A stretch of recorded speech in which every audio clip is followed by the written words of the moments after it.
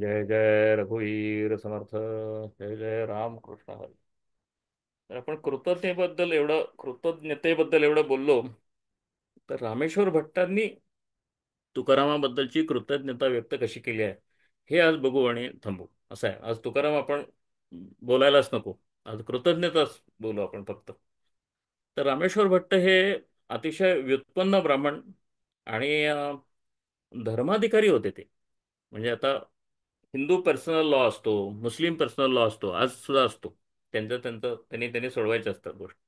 तर तसं हिंदूंचं धर्मासंबंधात काय जर भानगड असेल, वादविवाद असतील, तर ते सोडवायला धर्माधिकारी पाहिजे. हे आदिलशहा वगैरे राजे होते, होते राज्य शकट चालवत होते. नुसतंच हिंदूंना पाठवा, पळवून न्या, हे काय सारखे धंदे करत नव्हते. ते राज्य चालवायला लागते ना. तर धर्म अधिकारी होते. मग हे हे आदिलशाचे नोकर होते रामेश्वर भट्ट. त्यांना त्यांना वेतन होतं त्याचं. धर्माच्या संबंधात काय तंटे असले, बखेडे असले, आम्हाला काय करणार मुसलमानांना तुमच्यातलं, तुमचाच माणूस घ्या. म्हणून ते त्यांना सगळं स्मृती शास्त्र माहीत असलेले असे लोक नेमले जात होते. त्यातले हे रामेश्वर भट्ट. आपल्या पुण्याजवळ वाघोली म्हणून गाव आहे. आमचं मामा मामा होतं मला वाटतं वाघोलीला, काय का ते वाघोलीकर म्हणायचे ते. हे ते रामेश्वर भट्ट. आणि अतिशय व्युत्पन्न ब्राह्मण. हा तुकारामाचा काळ म्हणजे तुम्हाला सांगायचं म्हणजे हा 17व्या शतकातला काळ. ज्ञानेश्वर होऊन गेलेले आहेत. ज्ञानेश्वर होऊन जवळजवळ 400 वर्ष झालेली आहेत. मध्ये नाथ झालेले आहेत. त्यामुळे ती सगळी परंपरा आहे. आणि तुकारामाची केस झालेली आहे. असं आहे. तुकाराम आमचे अतिशय काही नम्रता वगैरे काही नाही. तर विठ्ठलाचाच आशीर्वाद असल्यामुळं ते म्हणायचे, वेदाचा तो अर्थ आम्हास येत ठावा. येरांनी, येरांनी म्हणजे ब्राह्मणांनी, येरांनी व्हावा भार माथा. अहो, ती ब्राह्मणांची निंदा नाही का झाली? तुम्हाला आज ब्राह्मण बिचारा बिचारा बिचारा ब्राह्मण बिचारा असं मला लहानपणापासून शिकवलं. कसलं ब्राह्मण बिचारा? ब्राह्मण गुंड होते भयंकर. त्यांचे राज्यकर्ते होते. ते काय असे बिचारे वगैरे काय नव्हते. इतिहासात ते बिचारे नव्हते. नंतर त्यांनी स्वतःला बिचारे म्हणून घेतलं, तर काय करायचं आपण. पण ते सर्वोच्च स्थानी होते. हं. तर ते रामेश्वर भट्ट असे व्युत्पन्न ब्राह्मण. आणि त्यांचा ब्राह्मणाची निंदा शक्य नाही हो आमच्या धर्मामध्ये. स्मृती अहो, आंबेडकरांची कॉन्स्टिट्यूशन 1950 साली आली. त्यापूर्वी आमच्याकडे मनुस्मृतीच होती. मनुस्मृतीमध्ये काय काय फार वेगळं स्थान नाही. आम्हाला मोक्षाचाच अधिकार नाही. शेवटच्या वर्णाला मोक्षाचा अधिकार नाही. स्त्रियांना मोक्षाचा अधिकार नाही. तुम्ही स्मृती वाचा. ती बदलली आम्ही. आम्ही आम्ही आम्ही त्याला फार अभिमानानं, आता 14 एप्रिल येणार आहे, माझं आंबेडकरांवर भाषण होईल आता. तर त्याला आम्ही भीमस्मृती असं म्हणतो. आम्ही मनुस्मृती फेटाळली आणि आम्ही भीमस्मृती आणली, की जिथे स्त्रियांना, शूद्रांना, सर्वांना स्थान असेल, अशी आम्ही आम्ही वैदिक स्मृती नाकारली. आणि त्यामुळे हिंदू धर्म काय बुडत बिडत काही नाही. हे माहीत असलेला भागवत धर्म आहे. भागवत धर्म हा हिंदू धर्माच्या पोटातच समतेचा मंत्र सांगणारा धर्म आहे, हे तुम्ही लक्षात घ्या. त्याची पण तो संस्कृतमध्ये सांगितला भागवत पुराणामध्ये. भागवत पुराणामध्ये आमच्या तुकाराम जे सांगितलेलं आहे ना, तेच संस्कृतामध्ये व्यास भगवानांनी भागवत धर्म म्हणून सांगितलं आहे बरं का. भागवत पुराणात एक्झॅक्टली हा विचार समतेचा विचार काय तुकारामांनी नवीन काढलेला नाही आहे शोधून. भागवतामध्ये व्यासांनी स्वतः सांगितलेलं आहे. आहे व्यासांनी जे सांगितलेलं आहे त्या 11व्या चॅप्टरवर, 11व्या स्कंदावर नाथांनी परत सांगितलेलं आहे. पण मूळ विचार व्यासांचा आहे. सगळे देवासमोर सारखे आहेत, सगळी देवाची लेकरं आहेत, सगळ्यांना मोक्षाचा अधिकार आहे, नाम घ्या, असं हा हा हे जे विचार फक्त ते संस्कृतात सांगितलं हो. एका बाजूला संस्कृतात समता सांगितली आणि दुसऱ्या बाजूला संस्कृत अधिकार काढून घेतला स्त्री शूद्रांच्याकडनं. संपलं की त्यांना काय कळायचं कारणच नाही. वैदिकांचं यज्ञकांड चालू आहे, सगळं चालू आहे, तुम्ही आमची सेवा करा म्हणजे काय भलं होईल, हा सगळा मूर्खपणा चालूच आहे हो स्मृतीमधला. त्यामुळे समतेचा जो भागवत धर्मामधला म्हणजे भागवत पुराणातला जो संकेत आहे तो कळायचं कारणच नव्हतं. संतांनी तो ओळखला संकेत. आणि तो जनसामान्यांच्या भाषेत त्यांच्यापर्यंत आणला. आणि हे फार मोठं काम आहे, फार मोठं काम आहे. पण मुळात त्याची सुरुवात भागवत पुराणामध्ये आहे. आणि म्हणून आम्ही त्याला भागवत धर्म असं म्हणतो. हा भागवत धर्म हिंदू धर्माच्या पोटात जन्माला आला असला, कारण तो त्यांच्या पुराणाचा भाग आहे. श्रुती स्मृती पुराणोक्त. हे पुराणोक्त आहे ना, हे नंतर आलेलं आहे बरं का. हे हे हे हे हे पूर्वीचं नाही. श्रुती आणि स्मृतीच प्रमाण असलेला धर्म आहे हा. पण संतांच्या कामामुळं पुराणं सुद्धा महत्वाची झाली. त्यामुळे श्रुती स्मृती पुराणोक्त अशी तिला द्यायला लागली जोड ह्या धर्माला. असं आहे, हे एवढं मोठं काम संतांनी केलेलं आहे. तर त्यामध्ये ब्राह्मण निंदा चालत नाही स्मृतीनुसार. आणि ब्राह्मण निंदाच आहे हे. वेदांचा अर्थ वेदांचा परवानगीच नाही शूद्रांना तुम्हाला. आणि तुम्ही वेदांचा तो अर्थ आम्हासेच ठावा म्हणायला लागला. म्हणून तुकारामांच्या वरचा खटला मंबाजी गोसावींनी दाखल केला. तो रामेश्वर भट्टांच्याकडे आला. अंबाजी गोसावी हा खरा खलनायक तुकारामांच्या आयुष्यातला. शेवटपर्यंत तो शरण गेला नाही तुकारामांना. परमेश्वरानं काही योजना केली माहित नाही. रामेश्वर भट्टांनी सांगितलं. रामेश्वर भट्टांनी तुकारामांना बोलवून घेतलेलं आहे. की अरे तुझ्याबद्दल असा असा संकेत आहे, सगळीकडे जाऊन आले. ते म्हणले अहो मला काय, म्हणून तो तुकारामाचा अभंग आहे की बोलविता धनी वेगळाच, असं त्यांनी सांगितलंय. अहो मला मला नाही, हे मी करतो असं काही नाही आहे, हा माझा बोलच नाही आहे. बोलविले बोल विठ्ठल आहे, विठ्ठल बोलवतो मला, विठ्ठल मला अभंग सांगतो, मला अभंगाची प्रेरणाच नामदेवांनी विठ्ठला समेत येऊन दिली. मला अभंग विठ्ठल सांगतो ते मी लिहितो. माझं काही नाही, पदरीची नाही माझी ही वाणी, असं त्यांनी सांगितलं. मग भट्ट म्हणाले पदरीची तुझी वाणी नाही, तर मग हे अपौरुषेय झाले, हे वेदांच्याच बरोबरचे झाले तुझे अभंग. मग तुकाराम म्हणले आता ह्याचं तुम्ही काय करायचं ते करा, माझं आता माझं तर असंच आहे म्हणले. मग ते म्हणे तो 3 दिवसांनी ये. शास्त्रामध्ये मग कसोटी काय सांगितली हो? शास्त्रामध्ये जळ परीक्षा सांगितलेली आहे. बघा आमची शास्त्र कशी आहेत. जळ परीक्षा सांगितलं म्हणजे बुडवायला सांगितलं हो ते. म्हणजे काय ते ते काय बुडणारच, ते बुडलेलंच असणार ते. रामेश्वर भट्ट म्हणले ती जळ परीक्षा सांगितलेली आहे आपल्या शास्त्रात. शास्त्र सगळी ब्राह्मणांच्याच बाजूची आहेत ना. ती शास्त्र बदलायलाच पाहिजेत, ती बदलली. ते ते बुडवायला सांगितलेले आहेत. म्हणजे बुडलं तरलं तर तरलं काय, अहो काय असं बुडलेलं तरतं का काय, त्यामुळे तो तरल्याचा चमत्कार निर्माण करायला लागला आख्यायिकेमध्ये. तो झाला नंतर. पण त्यांनी बुडण्याची परीक्षा, ते म्हणजे जळ परीक्षा सांगितलेली आहे. जळ परीक्षा सांगितलेली आहे, त्यामध्ये जर तुझे अभंग तरले तर ते आमच्या पद्धतीच्या शास्त्रात बसते. तर त्यांनी ते सांगितल्यानंतर तुकाराम म्हणला ठीक आहे, त्यांनी सांगितलेलं आहे तर कर. आला घरी, सगळी बाळं घेतली, बुडवायला गेला. बुडवायला गेल्यानंतर ती त्याच्यावर कायमची चिडणारी, संसार ज्याला जमत नाही, ती त्याची बायको त्याच्या मागे पळत आली. आणि ती म्हणली त्या भटाला काय कळतंय, म्हणले काय कष्ट गेले त्या अभंग लिहिण्यामध्ये, त्या ब्राह्मणांना काय कळतंय म्हणले, हे तुम्ही कष्टाने लिहिलेले आहेत ते, काही बुडवायचं नाही. तर ते म्हणले नाही नाही आज्ञा आहे म्हणले, त्यांचं काय स्वतःचं थोडंच आहे. त्यांनी चापकानं माझी पाठ फोडून काढली असती म्हणले, त्यांना जर शक्य असलं, त्यांना काय अवघड नाही म्हणले, पण त्यांनी फक्त बुडवायला सांगितलं, संकेत आहे, बुडवणार. बुडवली त्यांनी. ती शिळ्यावर आता, ज्या शिळेच्या पशी त्यांनी ती बुडवली, तिथं गाथा मंदिर उभं आहे देहूमधलं. त्या शिळेवर पडून राहिले तुकाराम 13 दिवस. आणि त्या 13 दिवसानंतर ते अभंग तरले, अशी एक गोष्ट आहे, त्याच्यामध्ये खूप खोलात नंतर जाते. हे रामेश्वर भट्टांचा अभंग जे आहेत, हे रामेश्वर भट्टांचा नंतर हे बुडवल्याची आज्ञा दिल्यानंतर रामेश्वर भट्टांच्या अंगाची लाही लाही व्हायला लागली. आणि लाही लाही व्हायला लागल्यानंतर त्यांना काय करायचं कळेना. स्वप्नामध्ये ज्ञानदेव आले रामेश्वर भट्टांचे. याचं कारण असं आहे की रामेश्वर भट्ट हे ज्ञानदेवांचे निस्सीम चाहते होते. आता बघा ज्ञानेश्वरांचे चाहते आहेत, पण मग नामदेवांनी सांगितलेला धर्म लक्षात नाही. हे बघा हे ब्राह्मणांचं कसं निवडक.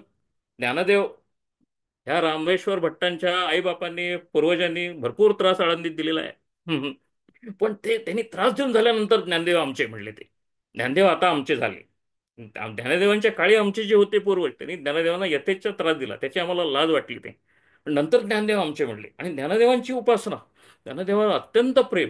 पण ज्ञानदेवांनी जो सांगितलं आहे, येथे याती वर्ण प्रमाण नाही, हा काय उपदेश घ्यायला तयार नाही. 400 वर्ष झाली, काहीही ब्राह्मणांनी शिकला नाही हा संवतेचा. तर रामेश्वर भट्टांना तो शिकायला फार अवघड परिस्थितीत शिकायला लागला. अंगाचा दाह झाला हा निर्णय दिल्यानंतर.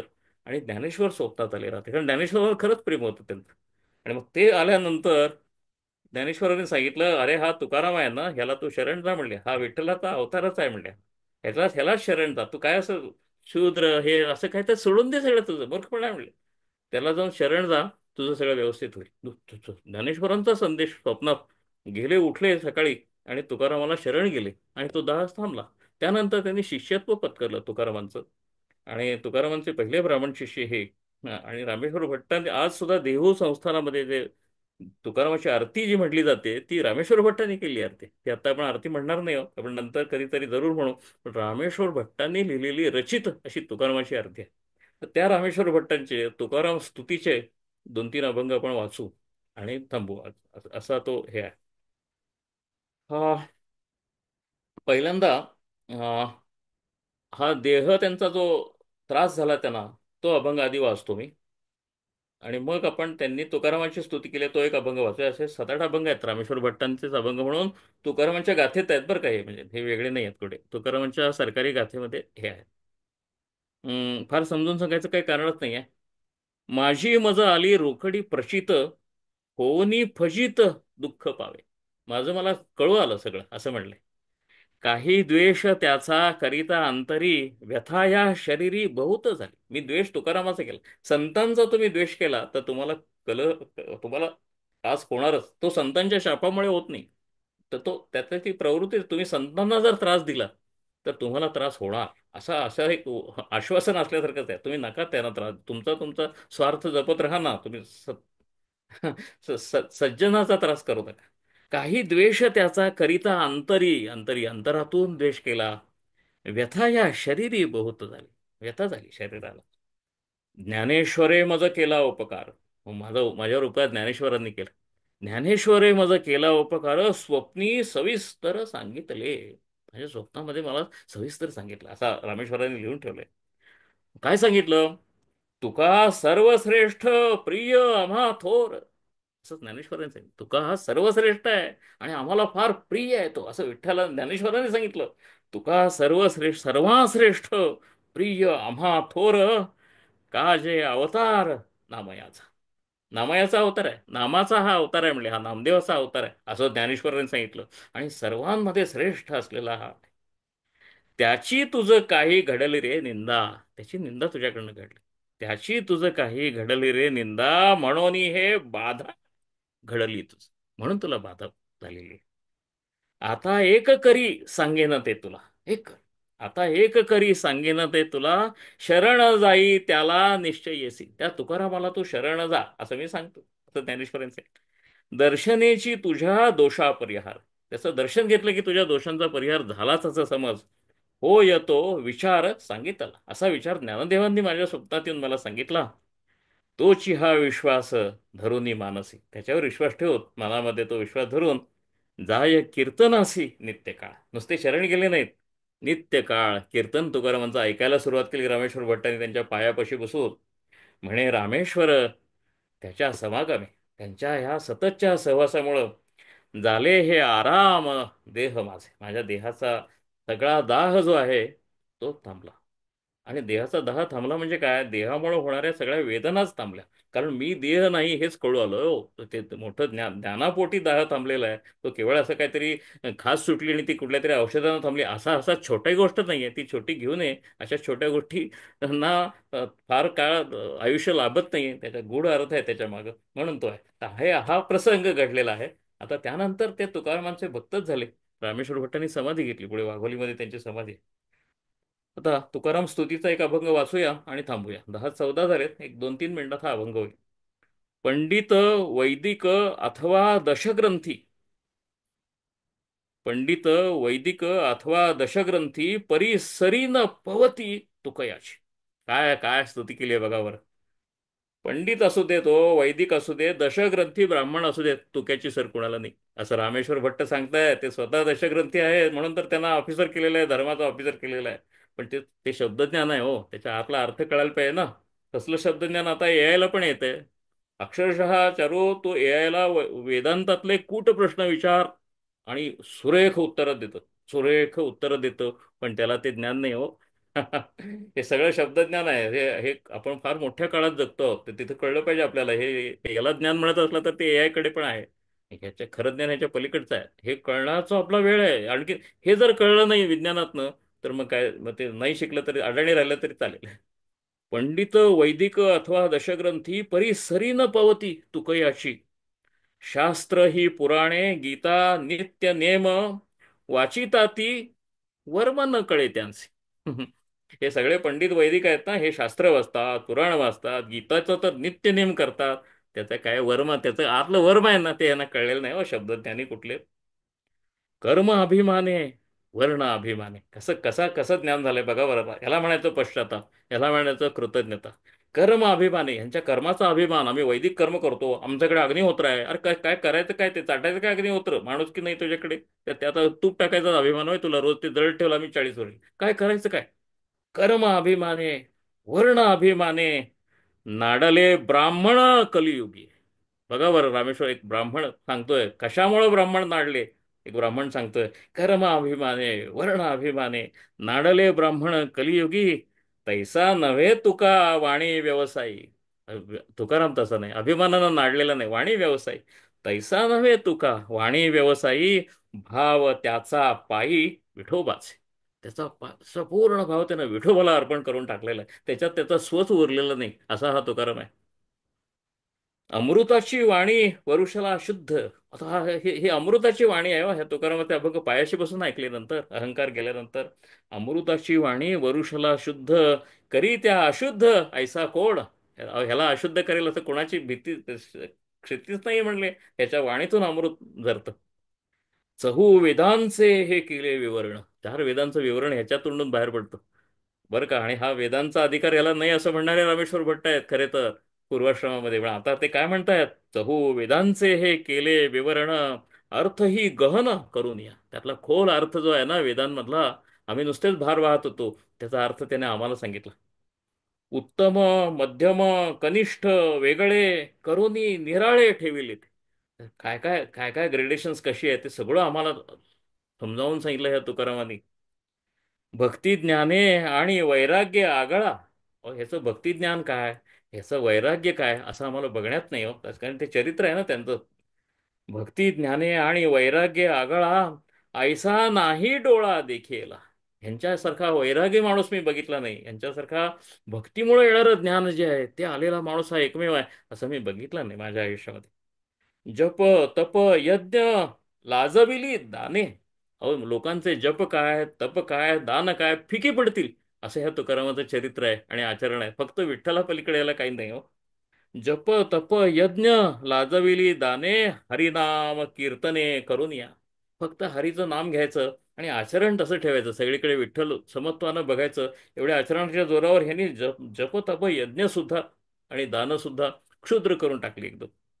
मागे कवीश्वर झाले थोर थोर. अहो खूप कवी झाले मोठे असं म्हणतात, ज्ञानी आहेत, दशग्रंथी आहेत.